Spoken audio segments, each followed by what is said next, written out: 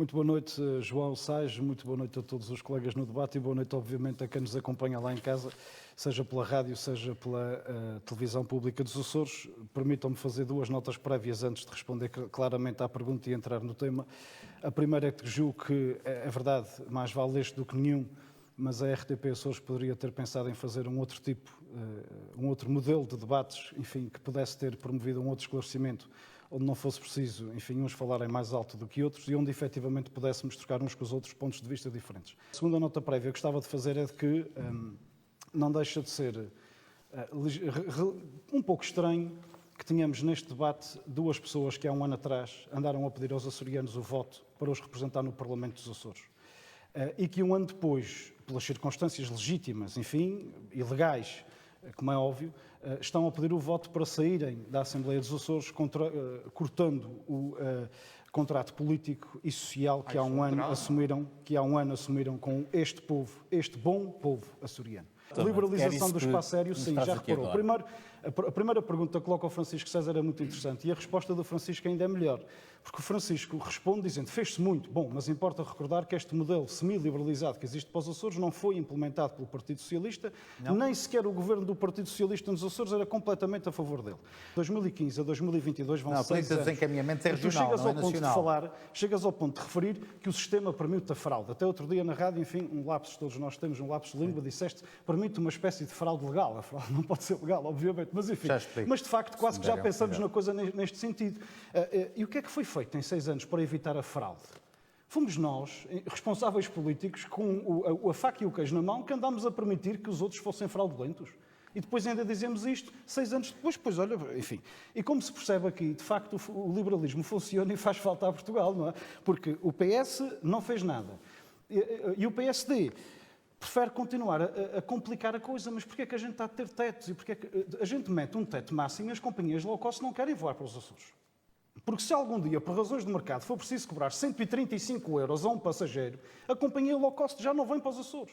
E, portanto, é fundamental manter as companhias low cost a voar para a região, porque só o facto de termos o nosso nome Açores associado a uma companhia, como por exemplo a Ryanair, é um ativo de promoção turística desta região, pelos vários pontos do mundo onde estas companhias operam. E, portanto, liberalizar sim, até porque também não resolve o problema das 3 ilhas, com gateways servidas por obrigações de serviço público. Porque elas continuam a ter apenas 2 voos por semana, ao preço que a SATA quer pôr, e a SATA cobra ao passageiro e depois recebe do contribuinte, que é o passageiro, as indemnizações de serviço público. O que lhe posso dizer é, quando tudo for liberalizado, nós ficamos com o quê? Fica com o mercado a funcionar? Fica com o mercado a funcionar.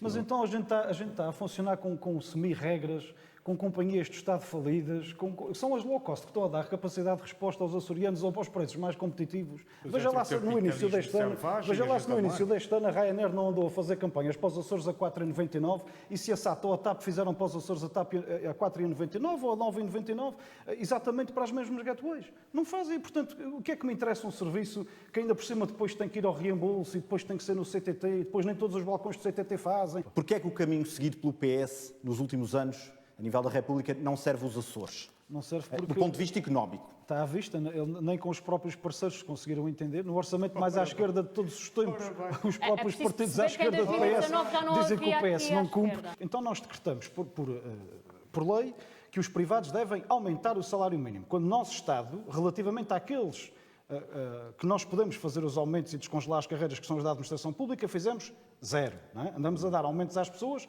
abaixo da taxa de inflação, 0,9% com a inflação 1,3%. Bom, e portanto custa-me ver depois a gente ficar muito indignados nos Açores porque o tal apoiozinho, o bombom que o PS e a esquerda querem dar aos empresários, a quem lhes obrigaram a aumentar o salário mínimo sem saber se eles tinham condições para fazer isso, quer dizer, nós ainda ficamos tristes e chateados porque não vem para os Açores. Há coisas que nós não precisamos nos Açores. Isto é uma tentativa clara de nacionalização da iniciativa privada. Então o Estado manda aumentar e depois dá o dinheiro para pagar.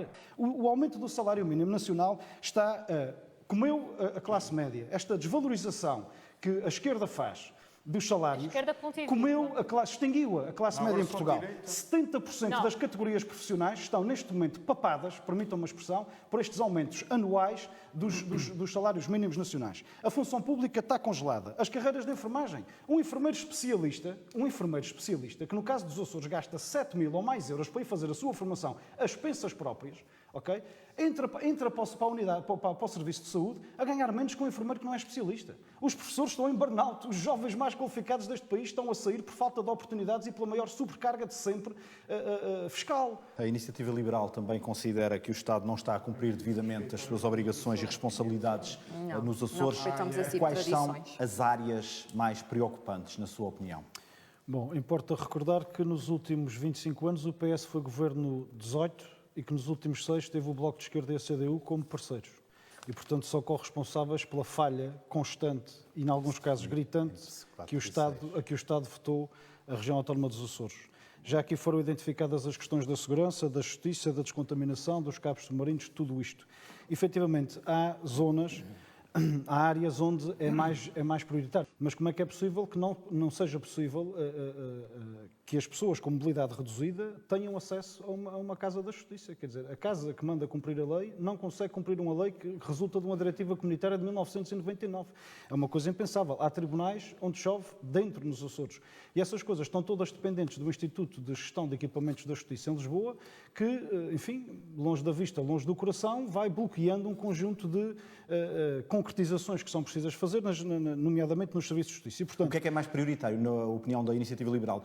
O reforço de meios humanos ou a realização de instalações? É preciso, neste momento, realizar o reforço de meios humanos. Faltam, de facto, oficiais de justiça na comarca.